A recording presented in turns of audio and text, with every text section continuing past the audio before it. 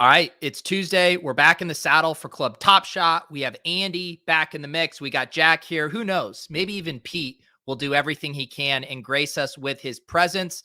Let's do it. Damian, you can retire. Let's call up Steve Kerr right now. Tell him you're done. 3-on-2 game. Oh, I'm an incredible basketball player. Awful shooter. Awful shooter. Nasty jumper. Would he ever gamble on shooting? Here we go. Me. Let's see. We got Jaw lighting up again. On that note, let me go. All right. Club Top Shop going up on a Tuesday. Love.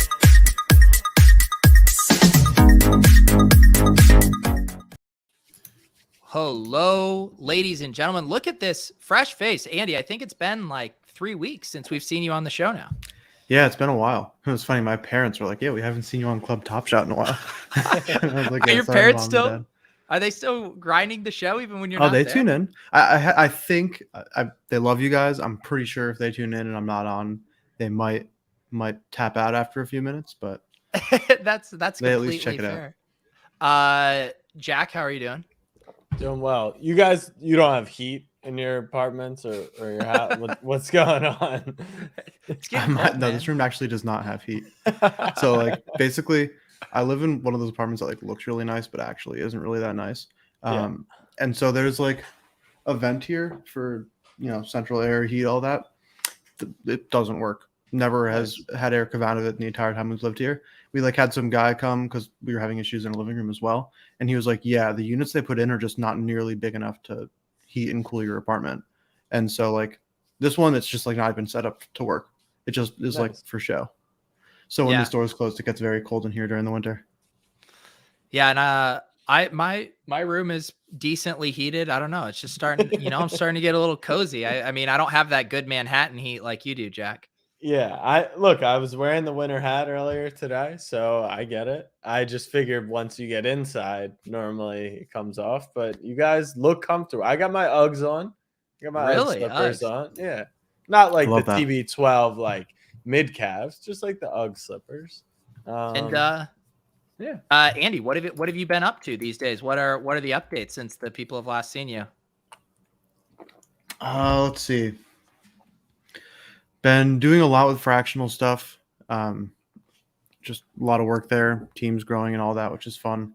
I think at least one of these times when I wasn't able to come on, it was like someone's birthday or something. And yeah, I saw my family over Thanksgiving, which was really nice. It had been a while. Nothing too incredibly remarkable, just like pretty generic shit that has to get done. Yeah. I don't know. I feel like stuff with NFTs right now, maybe it feels like it's heating back up again, but do you just feel like you're kind of in build mode versus euphoria mode? Yeah, we have like just a lot of stuff that we're working on building right now. And so we're like not really, I still try to keep up with all the NFT market stuff just because like it's essentially part of my job at this point. But we're like not as actively trying to get stuff onto the platform and everything because we want to build more before we do that. So I haven't been paying quite as much attention and like trying to bring a ton of stuff onto fractional and everything. Real quick here before we go on, Top Shot gave us an infinite object to give away tonight. The details are in the tweet on the Club Top Shot Twitter account. I also just posted it in the chat here. All you have to do is quote retweet it with the hashtag print your NBA Top Shot and give us a little detail on what moment you would load in it. And pretty good odds right now. We have 28 quote tweets, so you got a 1 in 28 chance as of right now. We'll do that drawing a little later in the evening. Jack showing off his here. Mine's dead already. And all right, so let me just give I think first of all, they're really cool. And they feel like kind of like premium to a degree. Like they're heavy, they're clearly nice. Even the charger is pretty cool. What I'm a little concerned with is like I was trying to figure out where to showcase it today, and it literally runs on a continuous loop, and so like I can't have it in the background, like it's distracting, and I feel like it needs like some motion detector, or like I should at least be able to turn it on and off, right? You can't turn them on or off, which has me a little worried. So like if I charge it and then I want to go to sleep, like I can't turn it off. So that's my feedback, but overall pretty cool product. And what's really encouraging is I posted this on Snap and people were like, holy shit, like that, you know, you can get your NFT showcased. And I think like for whatever reason, just anything physical is like more relatable. Yeah, Jack immediately just opens up the show. This is like when you came in the Discord and started saying, "Don't buy Knights of Degen," like right when you guys were minting. I mean, Jack is the king of fudding, the hot topic of the hour. No, I was just trying to increase my chances because I'm going for another one. Speaking of fudding, the RTFT artifact, as I've been told, one of the co-founders tweeted like, shout out or sorry fudders, like we sold out or something. And I wasn't following it that closely, but weird energy. Set it up for us, Andy. What was going on here? They paused the mint a few times, right? Yeah, to be honest, there's probably someone in the chat who knows more about it than I do, but from what I was able to gather on Twitter, basically like it was a Dutch auction and people kind of realized like, oh, if no one buys, we can all just hold out till it gets cheaper, which super smart. It's the right thing. It's kind of like the Ohm 3.3 thing, but for Dutch auctions. As long as everyone's working together, everyone saves money. And so it seems like the artifact guys paused the mint because of that, and then like claimed that there was a bug, but there wasn't, and then they unpaused the mint just at a fixed price 2 ETH, and then it instantly sold out basically. And weren't they also private selling for like 0.05 ETH? Yeah, well that wasn't bad. That was like pretty public knowledge. Basically, like if you had previous artifact NFTs, you got like an allocation of a private sale. Oh, gotcha. Okay. Were you tracking that mint, Jack? I was not. I hung out in the Discord last night for Club NGMI for like 45 to an hour. Really good combo about Top Shot and NFTs, but it was in there, so I kind of heard about it. And then I saw his tweet, and I saw I think Carlini responded or something. Oh yeah. But yeah, it's just, you know, it's one tweet and everyone's gonna take. It's crazy. In college a few years ago, like I was in like government, and they're talking about how like Donald Trump's tweets have become like national, like they're a part of national security. And so then on a much smaller scale, now you see like one person's tweet can affect these markets, Elon, all that stuff. It's just funny. Did you see? Yeah, Elon made a joke about taking a shit and it gets 100,000 likes. I mean, we got to deplatform him. It's too much power. I didn't see that, but I saw they released cyber whistles today. Did you see that? I missed that. You guys see that? So you know about the cyber trucks? You guys don't know about the cyber truck? Yeah. Sorry. So Elon's Tesla's building like these fucking like tank of a cars, and they're supposed to be literally indestructible, Pete. And during the demo, he took like a rock and threw it through the window, and it was supposed to like just bounce off, and it crashed through. So it was this whole, it was like this major blow up. And then people thought he did it for, you know, PR reason, whatever. And so the car's still not out, but they released like a whistle in the shape of it today. It was like $50. He tweeted it. I'm sure they're going to sell 1 trillion of them, and then he'll buy more Dogecoin. Wait, so he tweeted this? So Ali notoriously like hates the Cybertruck. I like it kind of joking, but like honestly not that much joking, like kind of want one. Yeah, because it's so fucking stupid, but like I want one. They do kind of look cool. And Ali is like, I will never like have a driveway that has a Cybertruck in it. That's honestly fair. And so I'm 100% gonna. Oh goddamn! Yeah, get the whistle. They sold out already. I can see you bobbing around town with one of those, Andy. He's in the drive-through of Taco Bell in a Cybertruck. How I could great is it to definitely see be an eccentric billionaire? Because even your mistakes, people just assume is some bit of creative genius. Right.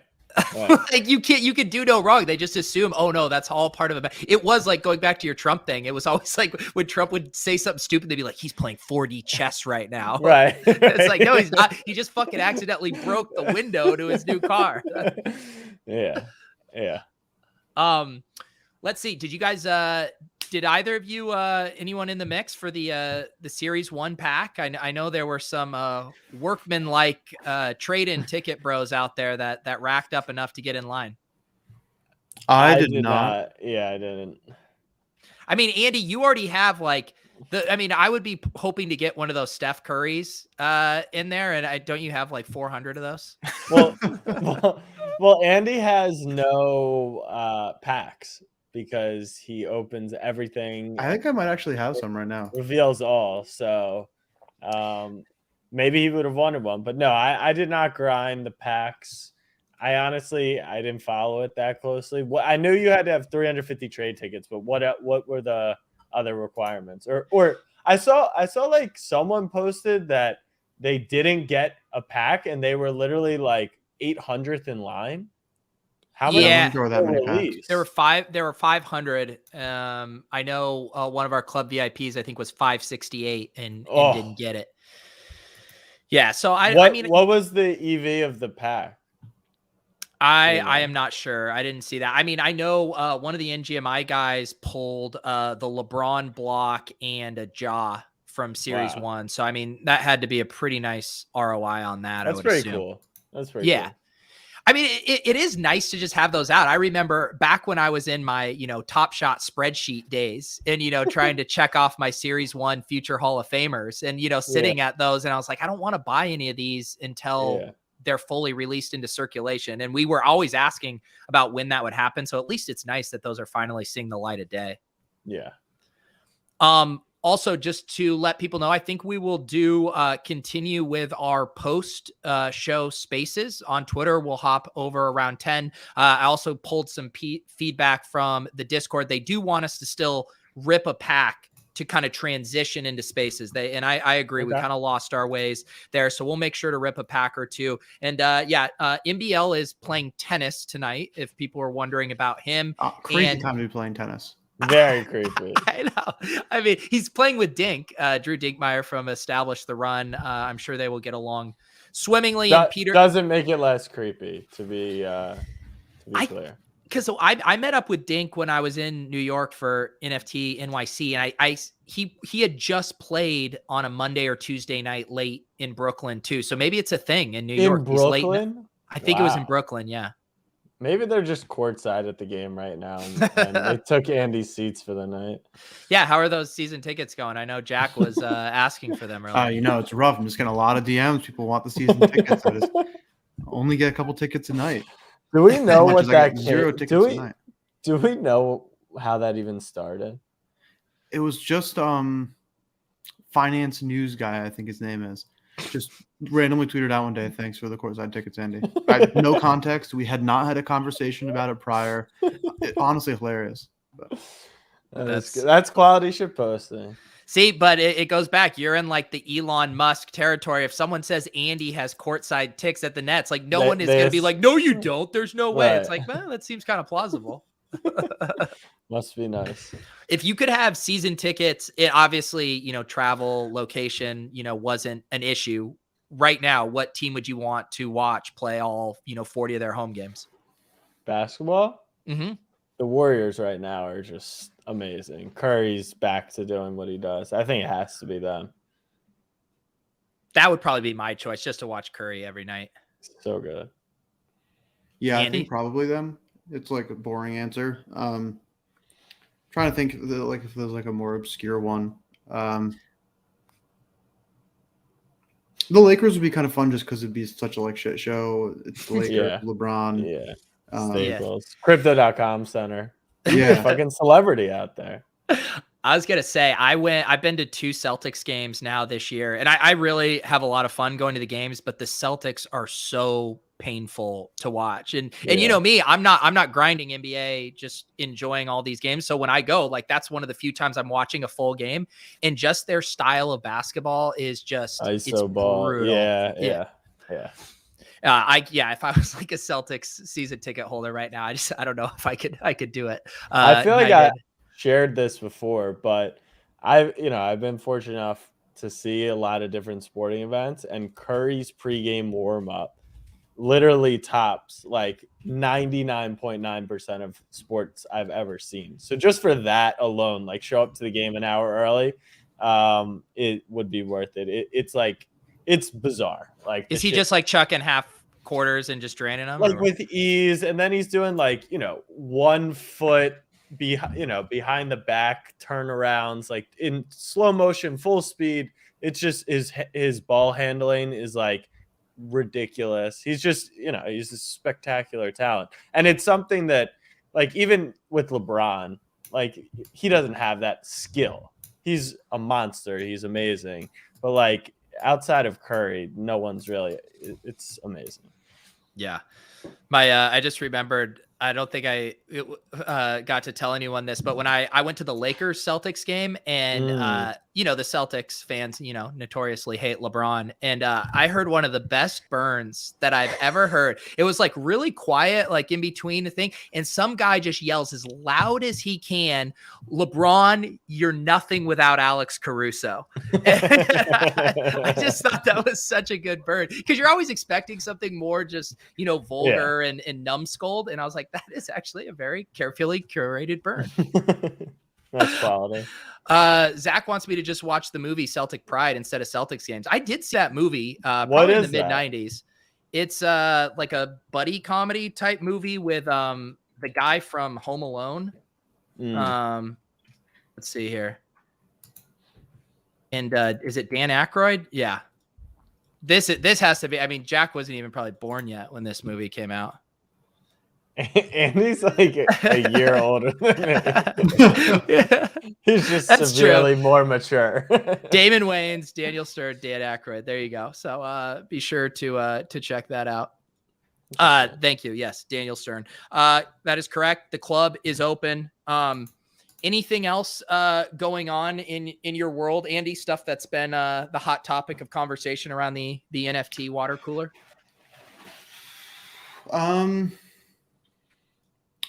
I feel like a lot of it's been around like gaming stuff and a lot of stuff like that. I don't know. I feel like NFTs are in a kind of weird spot. Everyone's down in Miami give us right Wolf now. Game. Give us Wolf Game thoughts. It's a bummer that I would have liked to have seen how the game would have played out without all of the exploits that like kind of popped up. Yeah. I bought one Wolf on the secondary market. Definitely lost money on that. It was too late. I just migrated it or whatever. I hope they figure it out. That one I definitely blew. I had I think it was Beanie before the mint. He like DM'd me and he was like, "Dude, you got to get in this Discord. Like this shit's gonna be like huge. You got to do it." And I was like, "Listen, man, I'm really busy. Like I'm not really joining you Discords right now." And he's like, "I'm serious, dude." And I was like, "Yeah, I'll check it out." And then I look a few days later and I was like, "Ah, shit, I should have known." Wow, you're getting the pre-Beanie pump in the DMs, Andy. I mean, how are you not taking advantage of this alpha?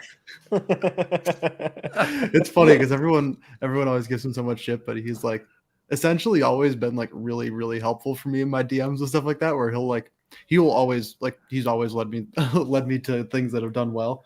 It's pretty funny. But it's too bad. I would have liked to have seen it all play out. What does that stuff excite you? And like the kind of next evolution of NFT stuff, whether it is play to earn or some of these DeFi game elements, is that intriguing to you? Or do you think it's just not, just some random new meta that's going to fizzle out? I mean, I think most of them probably be shit. Like at the end of the day, play to earn stuff, you need the game to be good for it to really work long term. Once it gets past just like being a speculative thing. But I do think that I really enjoy experimenting with these weird kind of like casino game things on Ethereum. I think it's like really cool and fun, even if it doesn't ever like turn into something significantly more robust than that. Like I think even just like the case, like the pitch of Ethereum as like a cool, weird online casino thing is like a pretty fun. Right. Andy already is speculative gambling with NFTs. So to be able to speculate on a game that is also a gamble is like, it's got to be the dream. You're just betting more on an already massive bet. It's fun. I think it's where play to earn will definitely be a part of NFTs. And that's why people are excited about any form of it. But like you said, like the game, our games aren't anywhere close to it. The first one that's making noise is, already has an exploit in the contract, but something will come around and people are going to make it huge, obviously, with it. And I guess they could theoretically turn it around, but it feels like you need like legit game developers. You need tokenomics. You need like all these things thoroughly thought out. And this is just the beginning stages. Any of you guys get in on these motherfuckers here? This is the part of the show where we pump the MFers because I'm down bad on them right now. Can you I don't have any can you motherfuckers. share them? Share. I saw to. that. What, Andy? You wanted to buy a crypto dick butt or whatever? Yeah. Oh yeah, weren't you gonna buy those for? Was it Allie who wanted those for? I don't think she actually wants a crypto dick, but that's okay. By the way, speaking of Christmas gifts, Peter Jennings' wife, Ashley, is on Twitter providing a free service. If you have someone in your life, you tell her a little bit about them, and she will spit back some very thoughtful gift ideas there. So did you try it, Pete? I have not tried it yet. I might do it. It's hard for me to sincerely ask for help on Twitter. Maybe I'll slide into her DM. I was like, I don't want to be doxxed. Like my girlfriend's not on Twitter, so I'd be fine. But like some of her friends follow me. I don't want to be doxxed. But it seems like a very helpful resource for sure. These MFers are like you minted these. You bought secondary. I minted. I blasted off pretty hard. These do you know, Andy? Do you know the guy on Twitter, Sartoshi? Yeah. So these are his project, and we blasted off on them. And the paper hands have been out. Cost basis, it was super gassy. Cost basis was like 0.23 to 0.26 for most people, and they're sitting here at 0.2. So please buy the MFers and save me. All right, good talk. No one wants to talk about MFers with me. No one wants to talk. Well, wasn't the mint price like 0.069 though? So aren't you still up like? No, that's 3x? what I was saying. It was so gassy. The cost basis was Jesus Christ. At least show the good ones. I mean, they're stick figures that are punk derivatives. I mean, use your imagination. What do you want? There's one with I didn't goggles. realize they were punk derivatives. So ETH's back, right? ETH's almost back to all-time highs. And what's good with Bitcoin? Why are we so down? Yeah, I don't know, Andy. Andy, why price high for one, price low for other? Sometimes up, sometimes down. I have a serious question. Andy, do you somewhat, obviously it probably affects your bags more than the 99% of people, but like, is there any part of you that kind of wants to see a bear market, to see like all the people not get knocked out, but just like have them understand a little bit of like what that feeling is, the journey, the diamond hands, or you're just like, fuck it, like just pump it to 10K and let's get this over with? Yeah, I mean, like a part of me is kind of like, yeah, like it really sucked. Right. Like 2018 was really, like late 2018, early 2019 really, really sucked. And I do think that there's like I think like at some point there's going to be a more serious bear market for these things. Just like I still kind of think that's going to happen, and some people are going to really, really, really have a bad time. And I wouldn't say that like I actively want to see it, but there is like a small part of me that's just like you see certain people post things on Twitter or something, you're like, you don't get it. Right. You don't understand. Yeah. Which I don't think I would actually say that, like, it's something I want, because up only is way more fun. But it does definitely, filter out a lot of people who are really only in it for the money, or which isn't necessarily a bad thing, but like it helps you understand who's like who legitimately enjoys the art or is super excited about building this stuff versus like just knew that they could raise $5 million to make some company because it was a bull market, stuff like that. Right. Yeah. Like I went from I was in 19 when it got like when Bitcoin got down to 3K or 3,500, whatever it was. So I watched it go from like 12 to 3.5, which is still like a massive percentage drop. But like I didn't have anything too serious in it. If you saw like if 90% of the people watching or on Twitter like had an 80% drop in their Ethereum holdings, like I think we would see a lot of people out for good. Well, yeah, I mean, and I feel like that's the typical market cycle with anything, where the euphoria, brings people in, and then you see who are the people that actually are like, oh, I feel like this is a paradigm shifting technology versus, oh, I just want to make a quick buck. And then the second I see a red candle, I'm just going to paper the shit out of it. Yeah. Yeah. Yeah, it is weird. I was listening, Carlini was doing Twitter Spaces earlier for Penelope's, and he was someone asked him like, what is your biggest fear about it? And his kind of take was a more nuanced on it, in that he's more worried about like a crypto bear market than an NFT bear market. He acknowledged that obviously some projects are gonna, take a dump, but he was more worried about like if, ETH and Bitcoin just really plummet, then kind of what happens there. And he wasn't quite saying that NFTs are immune to a bear market. It was kind of, I would actually like to press him on that take, because I'm curious what you think about that, Andy, as far as from like an NFT versus crypto standpoint.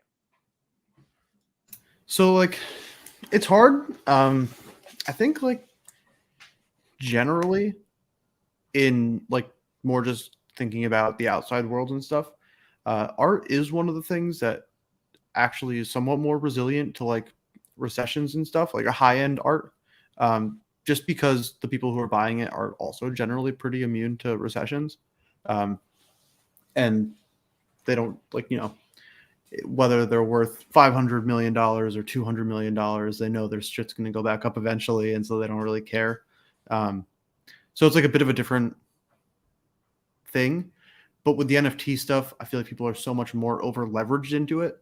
Yeah. Like it's such a significantly more outsized portion of people's net worth than the people who are buying really high-end artwork and stuff in the traditional world, that like I do think that it's way more tightly coupled, where when things are going down and people need money, they will actually sell their NFTs for money. Whereas like when the market tanks, some guy isn't trying to sell his Van Gogh for 50% off, so he has liquidity to like pay his student loans. It's just like, that's like not a part of that market. So, I mean, it's hard to say. I think probably they won't have a great time during a bear market. Right.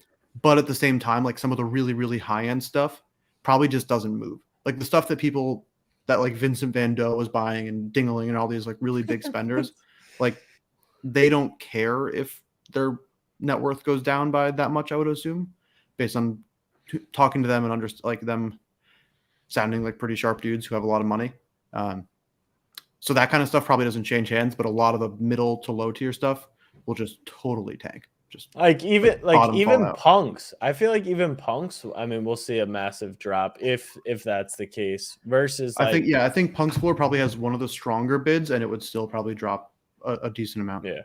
Which like it's down what, almost 50% from highs, wasn't it? 150 ETH. I don't know if it ever got that high. I think it got to like 120. 120. Maybe like 33%. Maybe it tapped fees real quick.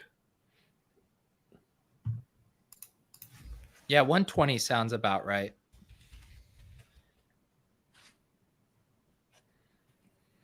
Are you looking this up, Andy? Yeah. Thought he was like responding to emails, and we were just gonna wait. Trying to see if I can find that on Crypto Slam, like a. Well, it was interesting too because I was listening, Andy. I was listening to that podcast you were on when you were talking about Pleaser DAO too, and just I think it was G Money who was talking about kind of just the differences between one of one stuff versus community profile picture stuff, and just how it's harder for the one of one stuff to stay buoyed when it's only the onus is often on one holder to generate enthusiasm or build stuff around it. And I feel like that's a really interesting thing through a bear market where it's a lot easier for a community to kind of band together and stick their heels in and be like, hey, we're not letting this floor drop. We're not going to lose faith versus the high end 101 stuff. Like you said, I mean, there probably could be like just absolute zero liquidity for some of those 101 moments in a bear. Oh yeah. But I think that's what prevents people from selling, right? Is like, okay, well, I'm not going to sell this for 50% off. Whereas you can't realistically, you're not going to get people to hold the floor. Like everyone's going to be like, yeah, hold the floor. And then they're going to fucking list like right below and try and sell. And then it's going to turn into Top Shot. Like same shit will happen in the case of a bear market. Well, that's actually, Andy, did you see the conversation? I think it was between Beanie and Keyboard Monkey. It was maybe like a week ago. Oh yeah, that was a fun one. Yeah, because Keyboard Monkey, who's a big whale, and I want to say he comes from just being more of a general trader, crypto trader, and has recently gotten into NFTs. But he was kind of bragging about how he has no problem selling something at a 50% loss, tax harvesting, et cetera, et cetera. I think it's going to go lower. Why wouldn't I get out? And Beanie was kind of giving him a hard time for it. What were your thoughts on that exchange? Yeah, I think Keyboard Monkey was wrong in the overall argument around Punk's floor and all of that. I think he's wrong. He also made a bet with somebody about the floor, I think, too. Yeah, I think that was what spurred a lot of that conversation on. In general, Keyboard Monkey, he's a really nice dude. I've met him in person a couple times. He used to be like a normal real world trader and then crypto trader and now NFT trader. He is incredibly successful. So, I'm probably wrong and he's actually right because he's done a lot better than I have in life. What's the take on him being wrong? Like what was he wrong or right about? So he was saying, oh yeah, that's what I was talking about. I actually tend to agree with him on the tax loss harvesting stuff. Just like this year's been insane. I'm going to owe a lot in taxes. I'm going to in probably 2 weeks, I'm just going to try to do a really, really rough calculation of my taxes and try to sell some shit I don't want anymore to try to tax loss harvest as much as I can. There's nothing wrong with that. I think that makes total sense, especially if it's something you have, I think the bigger thing for me is if it's something I have low conviction on, where I'm not really super interested in selling my Punk for a loss because I'm more than I'm very confident that if I hold that for the next however many years till the next time Punks really run, they'll be worth more in the future. Whereas there's other random bullshit NFTs that I FOMO'd into that I'm not so confident will ever be back at what they were at some point. So those I'm significantly more happy to just sell at a loss. Selling at a loss can be super helpful there. Are you still ever, I know on previous episodes over the past 6 months you've mentioned having your eye on a Punk. Are you ever in the market still for adding one? Yeah, I'm right now I'm spending most of my time doing more DeFi G-Genny yield farming stuff. So it's a question of how much cash I would want to throw in. And I think the other thing for me is I probably don't want to just buy a random floor Punk. I would probably want, I have one particular one I've had my eye on for a bit. Where I don't know what I would actually have to bid to get it. But there's also this, I think a non-trivial part of what's happening with the Punks market right now is there's this, it's not an exploit, but there's basically this bot that when someone puts in a bid on a Punk, kind of the way that it works technically on chain is I say, I'm going to offer you 100 Ethereum for this crypto Punk. And then for the owner to go in and accept my bid, they basically send a transaction that says, I'm willing to accept any bid or the highest bid as long as it is higher than 100 Ethereum. and then that would be in sending that function, it would accept my bid. And so there's this bot called Punks OTC. Well, it's a guy, but he runs a bot called Punks OTC. And what he'll do when he sees that, and it seems like it's like someone's accepting like a bad bid, is they just send it for like literally one, like 0.00001 more, and they get it, and then they flip it. I get why they do it. It's smart, but I think it's also like really, really hurt the Punks market because no one wants to put bid in for stuff because they don't want to see their thing get sold to Punks OTC. They're the one that they want getting sold to Punks OTC. Yeah. So they need to figure that out. And so like there's one that I would love to put a bid in on. I think I would give a pretty like competitive bid, but I don't want to like buy at the current asking price. But I just you don't know who it is. No. Yeah. When will we be able to DM wallet addresses? Meaning, I know there's a couple projects that are working on stuff like that. Okay. But I don't know what the timeline is on it. That'd be bad. I mean, that was the same. I mean, I know on Top Shot now they have, Discord and Twitter links, but a direct message inbox service that'd be pretty sweet. Huge. Yeah. What DeFi stuff are you messing around with right now, Andy? What projects? So right now I've been on Boba Network recently, which is a new. I see Jack watching this game. It's a close game. Yeah. Well, you don't give up the seats. I got to watch the game from home. Yeah, I know. I'm watching from home too. I got rugged on my seats. So Boba is like it's another optimistic roll up layer 2 for Ethereum. It's kind of like Arbitrum, but they have a token. But there's like a farm on there, like a sushi swap style farm that I've been farming on. Been messing around with a couple of the different like Ohm forks and stuff like that. There's a couple other chains I want to start spending a little more time on. There's one particular game called DeFi Kingdoms that's really popular on Harmony. I'm in it, Andy. Yeah, we got to get you over there. Yeah, I want to bridge and do that. I've just been too lazy to bridge to Harmony.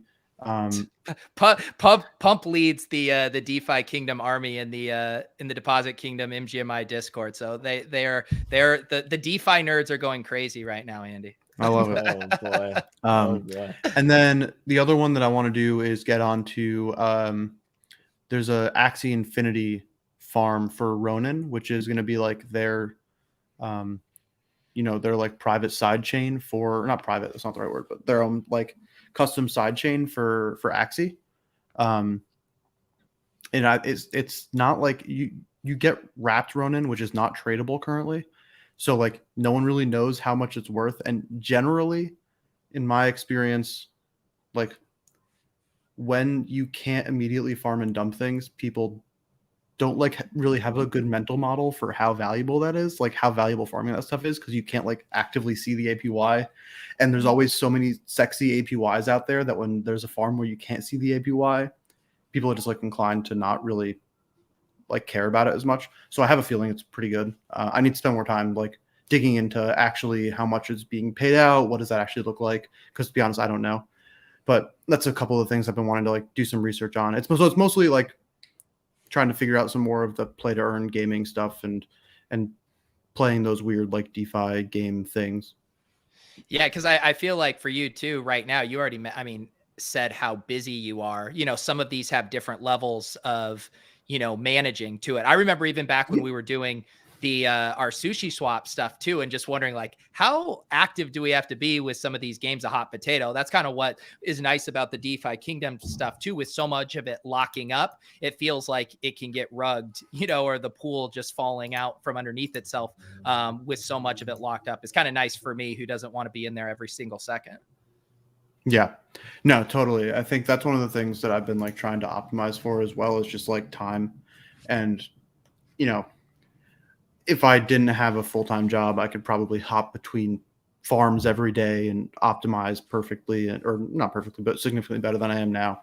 And so like, I just don't have the bandwidth to do that. And so a big part of it for me is finding stuff that like I have higher conviction in, where I can just toss some money in and be like, all right, I'm going to check this next week. And if it goes down, I don't really care. If it goes up, great. Yeah, that's kind of how I've been thinking about it. Jack, gonna get back in the DeFi streets. Do we need another we did sushi night. Should we have one where we all dress up like knights? Jack, you can double dip. Knights at DGen. We'll have a DeFi Kingdom cosplay night. We'll drink I'll, mead. I'll bring my low main again if we ever do another night. I'm still in Sushi Swap, but I am not in anything else. I got really scared when Andy went on that one trip this summer and was like, there's so much money to be made, but if I enter these farms or pools, I know I'll be checking constantly and I have to. And I'm like, I just don't have time to manage that stuff, nor do I have the knowledge to know when to pull out. Or I didn't even know I had to fucking cash in my sushi and restake it until like 3 months ago. So I like being staked. I like doing it the traditional way. And that's how I roll. But everyone tells me that DeFi is, a great place to be right now.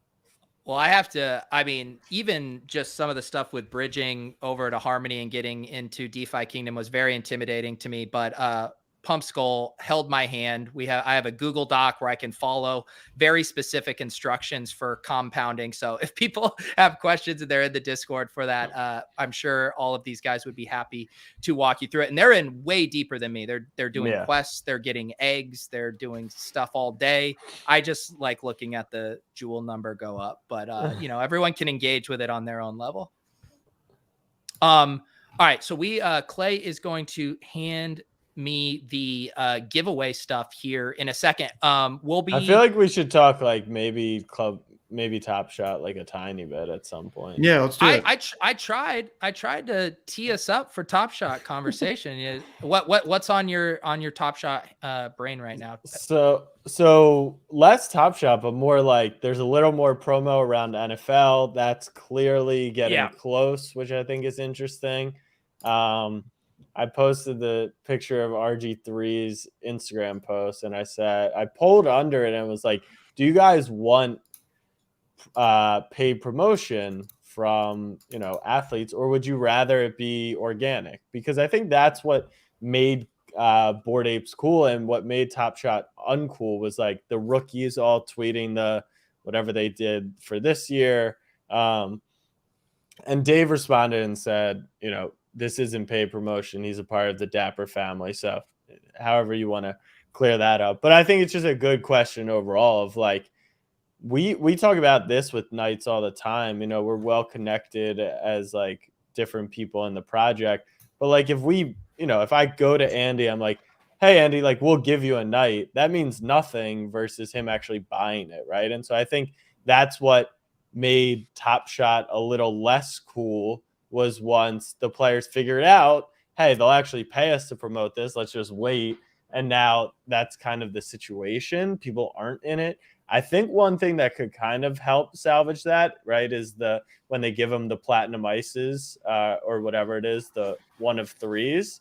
But what do you guys think about that? Who was the first guy when we came on the platform really was the Tyler Hero stuff. And like that never felt like it moved the needle because he didn't actually give a shit himself. So it's the stuff like Terrence Ross or Halliburton or those guys being super jazzed up about it that actually moves the needle. Like it's better for Terrence Ross and Josh Hart to literally rug their followers with like accepting giveaways and then selling them than like, to get paid for it. I think so. But what was super interesting, if you look at the poll, I think it was like 60-30. The last option was like show results, but I think it was like 60% preferred the paid promotion. Which, I think people just want their bags pumped, obviously, for the most part. But I thought that was interesting because I'm with you guys on this, which is like, if it comes organically, it's going to go way, way further. Yeah, I think it's one of those things like organic versus paid promotion in general, where it's like, I think to the people who are really in the thick of things, doing crypto stuff, doing NFT stuff, really want to be an active part of the community, the paid promotion is like pretty cringe. But there is like a really large non-trivial amount of people who look at an ad or a post on Instagram and go, "Whoa, Tom Brady likes this. That's cool. I want to try this now." Exactly. And like they don't care that it says hashtag ad at the end or anything like that. I I have to thank Tom Brady. He's going to make future conversations I have with my in-laws about Bitcoin far more easier by being, tethered to some of this stuff, because it is just a Yeah. comfort thing. Oh, Tom Yeah. likes it. Can't be that weird and far out, Right. Right. Um, I'm just, we do our crazy spitballing, Top Shot ideas. I'm trying to think of ways to organically get players incentivized in it. Like, what if there was some of these, like, one of one moments, or, or I don't know. I'm just trying to say, if the night, someone has this sick play and they can get that as a gift and they can raffle it off. Like they do the stupid Snickers chain, right? When someone has a big week. Now they're doing the Nickelodeon player of the week. Like, I just think the idea of like jersey swapping moments could be cool if they did that in a fun way. But yeah, if you force it. But once again, something I want to make clear that I strongly disagree with a lot of people on is like, they have marketed. I don't get this thought of like, they haven't marketed. Sure, they haven't unloaded $100 million marketing budget and they're not on TV and there's so much more to do. But like, they did the whole campaign with the rookies. They did the whole thing with Dwayne Wade. They literally partnered with 35 Ventures, Durant, and Boardroom. They're like having their NFL guys post. Like, I don't get this idea that they haven't marketed, and they run a shit ton of Instagram and Twitter ads, Facebook ads, all that stuff. I don't know. I think that concerns me for sure. I'm curious what people think about that.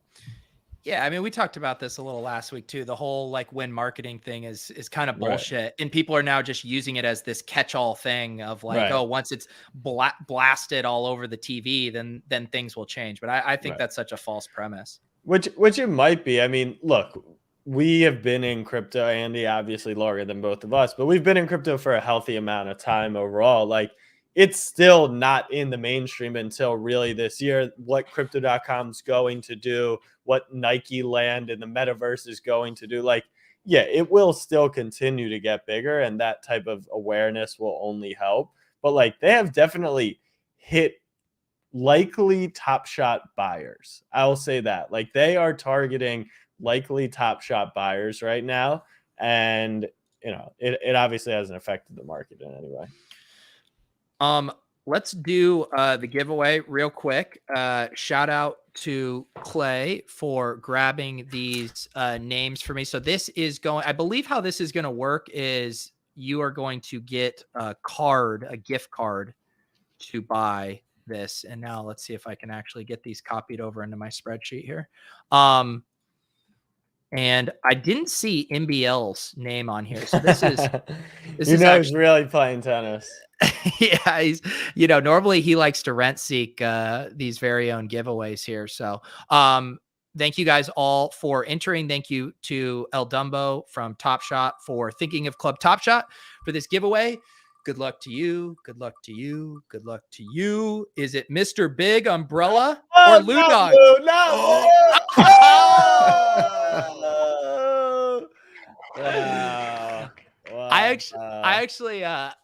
I found out on some of my streams this year that, because I would like to guess who it was going to land on, but people listening to the audio version would feel rugged because I would like say, oh, Big Umbrella, is he going to win? And at the last second it'd go to Lou, and poor Big Umbrella would be listening to the podcast and be like, screw you. You just blue balled me on that. Lou Dog got rugged hard on that. Congratulations to Big Umbrella. We will be in touch to get you your infinite object that not even one Mr. MBL has. Let's see here. We have had, and we'll obviously continue the Top Shot conversation on the spaces and get some of your thoughts. But I do feel like now, we have a lot going on, right? Because they got all these challenges, flash challenges, showcase challenges. We had the threads pack yesterday. We had the series 1 drop. We still have a lot of these base. It's so funny. We go from these, do more, poking it to now being like, oh, there's too much going on. Yeah, there's too much going on. I can't follow it. It does feel like there's a lot going on. Andy, I know you still have will poke around in the marketplace. I know you're super busy, but is there anything exciting you specifically with Top Shot right now? I think for me, a lot of it is really just reconcentrating into more LeBron. And like I think part of it too is like I've been selling some stuff and buying other things. Is like, you know, buying stuff I think is fun still. Like every once in a while I went in and bought like, I think I bought like a Cole Anthony, and I bought a couple other like rookies and stuff from this year. But then also like there's definitely some players where as I look at that player and who they are and how they're performing, just being like, are they really ever going to go up that much? Even in like, you know, it would require some March style, just like total insanity bull run for anyone to really care about Bismack Biyombo again on NBA Top Shot. Yeah. And so generally trying to like cycle out guys like that who I have a lot of into, you know, some cash and then some of players who are more exciting and stuff like that. So part of the December tax harvesting plan, it's a Marie Kondo thing. You go through every one of your moments and you say, does this one bring me joy? There are a lot of moments that don't bring me joy. No, they don't. So this is Pete showed up for the Here last it 10 is. minutes of the YouTube Imagine part. being 50 minutes late to an hour-long thing. Doing everything I can, put the baby down. You couldn't even figure out the spaces last week. We kept trying to accept. Yeah, the spaces. Truth be told, I had an important meeting in Denver. Starts off a little wine, more wine, and then, funny enough, it evolved into some shooting. The guy had a basketball court in his background. This is a true story. So I was trying to do the spaces while shooting hoops, and there may have been some other activities. So there was I'm dice, sorry. no dice being rolled. We actually rolled dice before. Yeah, there's another guy. No, I'm not joking. No, we know you're very serious. So how did the shooting go? The drunken. Oh, great! I was spotting him 3 per 10 at the end. Wow. Did you still got him? No, it was really the 3 per 10 was we pushed the last 3 games and he actually won the last one to get his money back. So worked out. There you go, Pete. Yeah, you're just setting up the long con for the bigger stakes. You had to lay the break even and shooting hoops. I mean, there's nothing better. But yeah, sorry. Last week, unacceptable. 50 minutes late to an hour-long thing. Sorry for jumping We got in, you but for 10, I'm excited though. to hang with you guys in spaces. So, Pete, one of the discussions last night in Discord was if you had to hold $100,000 of any project, right, for 10 years, and everyone's like, oh, but that's not why I play in NFTs, not to trade. But the conversation was or call it 5 years. Where does Top Shot rank? Like, if you could name all the projects that are above Top Shot, like Punks, I think people would say like I would hold that for 5 years before I held $100,000 worth of Top Shot. But like, how high up do you think Top Shot realistically is? So are you telling me you guys had the exact same cosmic LeBron versus a Punk conversation that you guys had 2 months ago? This is a little different. This was a little different.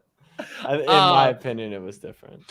Well, so I think the first question is like, are you holding it versus like ETH or like another token? Is like, are tokens considered? How would you do that? Yeah, it was $100,000 worth of only NFTs. Yeah.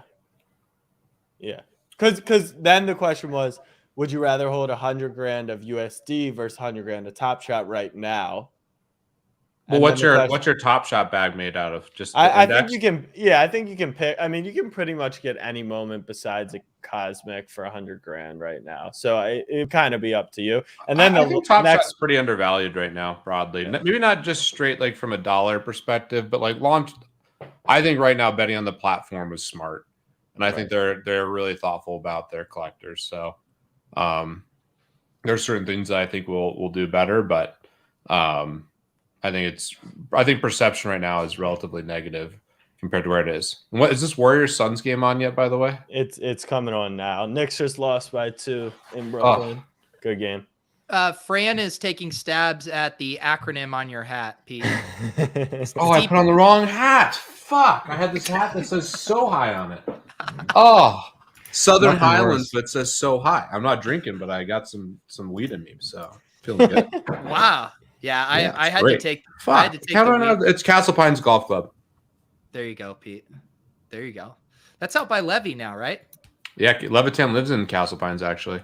There you go. And I know Levy's just rolling out of bed at 5 a.m. to get 18 rounds in every day. We know He how played much basketball with loves us this morning, and he's playing tennis versus my buddies tomorrow. And there's like potentially a high stakes match brewing between a buddy and Levitan. So not Bass, right? no, Bass, dude. Did that I tell you the know. most? He bet him again. It was great. I got to win money off Levitan with Bass. It was the greatest thing ever. This one was unpublicized. He mentioned it on a podcast. Yeah, but of course. I mean, we got to keep the whale hooked, But he got 40 love every game versus Bass. So every point he wins a game. No deuces. So just he wins a point, he wins the game. He lost 6-2 to Bass. So Bass won 50 points, and he won 4 points. So at what point, like, what kind of parameters do we need to get for Levitan to finally win something against Bass?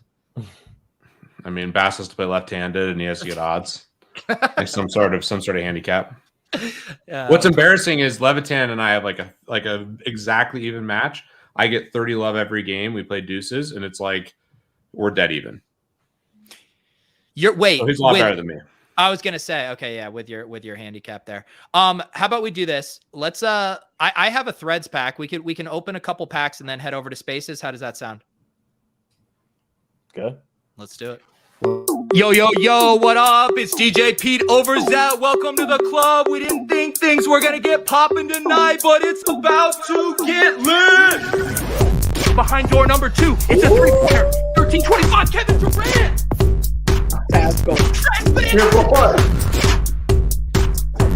We're gonna get a LaMelo. We're gonna get a Luka. We're gonna get a LeBron. Click the reveal.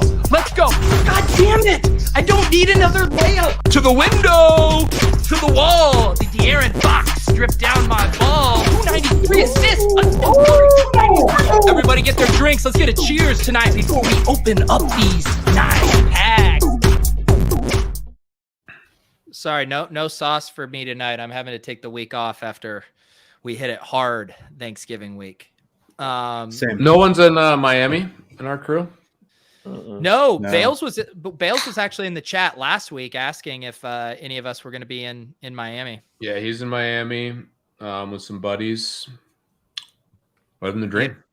I know what. Yeah, because it's Andy, were you tempted to go down for? I know Deez is there, right, for Art Basel. Yeah, I was pretty seriously considering it at one point, but then I kind of thought about how long I would be offline if I did that, and so I was generally offline from Wednesday through Sunday for Thanksgiving.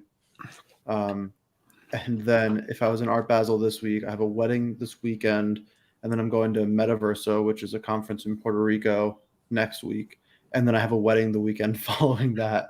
So it would have been 2.5 weeks straight of travel and not being working, which just felt too long. You gonna check the real estate, when you're down in Puerto Rico? Maybe just kind of poke around. No, not yet. that was a topic of conversation in June. Yeah, I think people need to convince Allie that that's a good idea. I'm Wow. not sure if I want to do half and half Puerto Rico and New York by myself, with Allie just chilling in our New York spot. So yeah. Wow. Kenny Lewis is upset that I'm not bringing more energy while sober for my fresh threads pack. I'm sorry, Kenny. I'll get back to my usual levels. You'll be lit for football, right? Oh yeah. I mean, do we have an announcement date on NFL, by the way? No. Haven't heard date. We have the name all day. Yeah, we didn't talk about that. We haven't. Maybe we save that for the spaces. Okay. All right. Get hype. Get hype. Get hype. Did I do? Tell me you can hear this. Did I not do sound? Yeah. Okay. All right, here you go. Evan Fournier in a Knicks jersey. Let's see it. Did you guys see that the tweet? Someone did the fresh threads with the Kuzma sweater Photoshop. Did you see that? That's pretty amazing. good. Are you guys hearing the? Yeah, Are you guys hearing the music? All right, maybe it's just me not hearing it. Okay, crazy. Look at the score. Out of 60,000? What the hell? This is too much.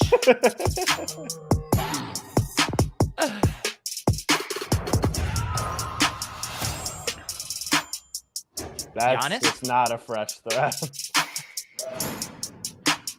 Yeah. So what is the? That's such a ridiculous play. Yeah, he's absurd. He picks up his dribble before the 3-point line, Euro steps, throws out the backboard, dunks it. He also like just bullies Vanderbilt on the way there. It looks like a high schooler who's playing like at the elementary schoolyard kind of play. Just like doing whatever he wants. Jordan Clarkson.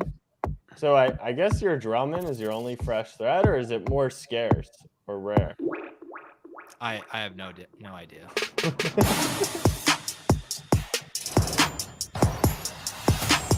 $29.54 DeRozan. There you Here go. we go. Okay.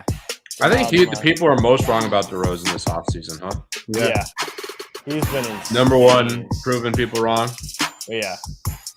And honestly, Caruso, not that people doubted him, but the Lakers didn't want to pay him, and he's leading the league in steals. He's been awesome too. Imagine taking Russell Westbrook over Buddy Hield, KCP, and Caruso. I mean, imagine. I don't know. You like the Russell Westbrook side? I don't necessarily like the I just think upside wise, like I don't think that other three necessarily. It's all irrelevant with how AD is playing. Like none of the conversation doesn't matter. He's been so bad, but I mean Russ has been playing well recently, but in the playoffs it probably won't work great. Do people still? How is Harrison Barnes still blasting off on Top Shot like he was a bit ago? I don't know. I haven't seen any updates about Harrison Barnes' Top Shot. He's playing really well. He's got the Top Shot boost. Ooh. Tyler Hero to Jimmy. Hero's been awesome this year. Wow, that takes a lot for you to admit that, Jack. Yeah. It's been awesome. Yeah. Is Miami the best team in the East? The Nets are the one. No, okay.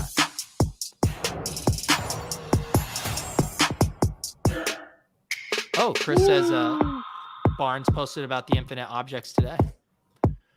That's Kuzma. the win. Overtime, it looks like. Yeah. All right. Fresh thread me. No, that was. Oh, no, I already did it. Oh, Yeah. okay. Hey! Oh! What a beast. They didn't lose by 30. Go for the Pistons. Anyone I will else say, have- like, from an NFT perspective, don't you think Top Shot has like just the strict like art presentation of it? I'd still say it's like near the top of the list. Like, who's done a better job than Top Shot? I think the cosmic stuff is like so cool. I think some of the fresh threat, and they have, if they do like partnered up with League Fits and that stuff, like the Kuzma sweater would probably actually sell for like a funny amount of money. And I don't see why you couldn't. Why couldn't you combine the two? Like, why couldn't it be like League Fits and then his top play from the game? I don't see why not. Here, I'll pull up this tweet. I think I favorited it. Yeah, this was good. I know that there's is fresh threads.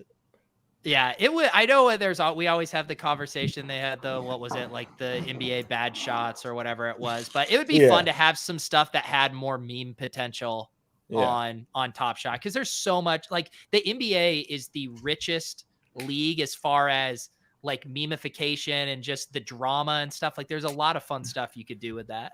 Yeah, absolutely. All right, guys, why don't we head over to Twitter Spaces? It's already scheduled right now. We'll have Clay fire that up. Enjoyed talking to you guys. If you have any things you want to continue the conversation on, we can do that.